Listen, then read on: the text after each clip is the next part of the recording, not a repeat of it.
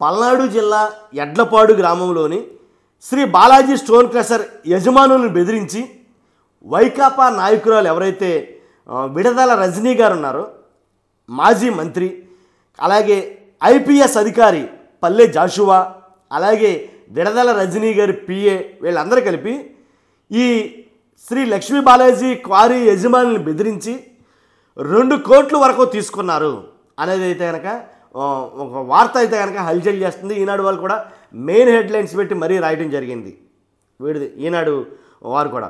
కాబట్టి ఏంటి అసలు ఏం జరిగిందని వివరాల్లోకి వెళ్తే, పల్నాడు జిల్లా ఎడ్లపాడులోని శ్రీ లక్ష్మీ బాలాజీ స్టోన్ క్రషర్ యజమానులను బెదిరించి వైకాపా నాయకురాలు మాజీ మంత్రి విడదల రజని, ఐపీఎస్ అధికారి పల్లె జాషువా 2,20,00,000 అక్రమంగా వసూలు చేసినట్లు. ఇక్కడ మళ్ళీ 20 లక్షలు ఏంటంటే 2 కోట్లేమో విడదల రజని గారికి, ఒక 10 లక్షలేమో ఎవరైతే ఐఏఎస్ అధికారి జాషువా ఉన్నారో ఆయనకి 10 లక్షలు, అలాగే రజనీ గారి పిఏ ఆయనకు 10 లక్షలు ఇలా తీసుకోవడం జరిగింది అనేది ఆయన అయితే చెప్పడం జరుగుతుంది. కాబట్టి ఎలా తెలిసింది ఈ విషయం అంటే, అక్రమంగా వసూలు చేసినట్లు విజిలెన్స్ అండ్ ఎన్ఫోర్స్మెంట్ విభాగం తేల్చింది. ఇంతకని అందులో 2 కోట్లు విడదల రజనీ గారికి, 10 లక్షలు జాషువా గారికి, మరో 10 లక్షలు రజనీ పిఏ తీసుకున్నట్లు నిర్ధారించి వీరందరిపైన క్రిమినల్ కేసులు నమోదు చేయాలని జాషువాపై అఖిల భారత సర్వీసుల నియమావళి ప్రకారం చర్యలు తీసుకోవాలని సిఫార్సు చేసింది. ఈ మేరకు తాజాగా ప్రభుత్వానికి నివేదిక సమర్పించింది. విజిలెన్స్ దర్యాప్తులో గుర్తించిన నివేదికలో పొందుపరిచిన అంశాలే మనం ఇప్పుడు మాట్లాడుకుంది. కాబట్టి క్రషర్ సీజ్ చేసేయమంటారా అని అడగడం. అంతేకాదు 2020 సెప్టెంబర్ 4న విడదల రజని, అప్పటికి ఎమ్మెల్యే, మంత్రి కాదు, PA Ramakrishna Sri Lakshmi Balaji stone crusher వద్దకు వెళ్ళి ఎమ్మెల్యే గారు పిలుస్తున్నారు, కారులో ఉన్నారు రమ్మని.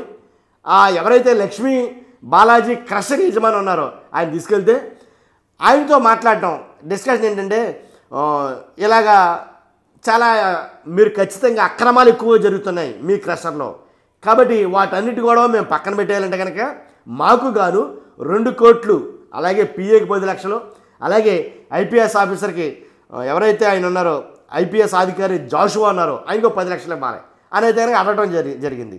ఈయన ఇవ్వలేదు. వెంటనే రజనీ గారు చెప్పిన వెంటనే ఇవ్వలేదు. కాబట్టి మరలా ఐపీఎస్ ఎవరైతే అధికారి జాషువా ఉన్నారో ఆయన వచ్చి మొత్తం సోదాలన్నీ చేయటం ద్వారా, సోదాలు చేసిన తర్వాత అప్పుడు ఏంటంటే క్రషర్ కార్యకలాపాలు కొనసాగాలంటే 2 కోట్లు కొనసాగాలంటే తనకు 5 కోట్లు ఇవ్వాలని డిమాండ్ చేశారు. ఫస్ట్ 5 కోట్లు అడిగారంట.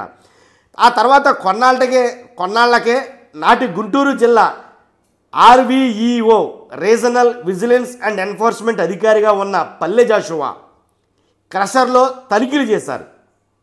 అనేక అవకతవకలు ఉన్నాయని 50 కోట్లు జరిమానా చెల్లించాలని యజమానులు బెదిరించారు. 50 కోట్లంట.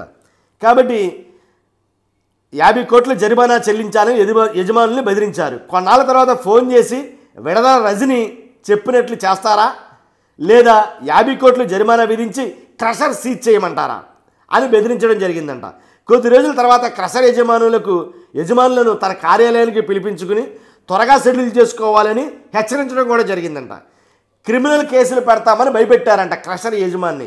జాషువా నుంచి ఒత్తిడి పెరగడంతో తప్పనిసరి పరిస్థితుల్లో శ్రీ లక్ష్మీ బాలాజీ స్టోన్ క్రషర్ ఎవరైతే ఉన్నారో యజమానులు డబ్బులు చెల్లించాల్సి వచ్చింది. ఏ రకంగా చెల్లించారో మీకు ఆల్రెడీ చెప్పాను నేను. విడదల రజనీ గారికేమో 2 కోట్లు, జాషువా గారికేమో 10 లక్షలు, అలాగే జాషువా గారి పిఏకేమో విడదల రజనీ గారి పిఏకేమో 10 లక్షలు.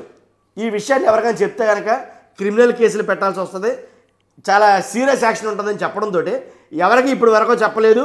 అది ఇప్పుడు ఎలా బయటపడిందంటే, విజిలెన్స్ ఎన్ఫోర్స్మెంట్ ఏదైతే ఉందో ఆ విభాగం చేసినటువంటి కొన్ని దర్యాప్తుల్లో భాగంగా తేలిందని చెప్పేసి అని అంటున్నారు. దీంట్లో వాస్తవాలు ఎంతవరకు, ఈ ఆరోపణలా లేకపోతే వాస్తవాలా, నిజాలనేది రాను తేలబోతుంది. కాబట్టి చూస్తున్న మీరు అందరూ కూడా ఖచ్చితంగా అయితే కనుక లైక్ చేయండి. అంటే పార్టీ ఏదైనా సరే పార్టీలకు అతీతంగా మన వీడియోలు ఉంటాయి, దాంట్లో ఎలాంటి డౌట్ లేదు. లైక్ చేయండి. అంతేకాదు కొత్తగా మన ఛానల్ చూస్తే కనుక పక్కాగా సబ్స్క్రైబ్ చేయండి. Thank you very much.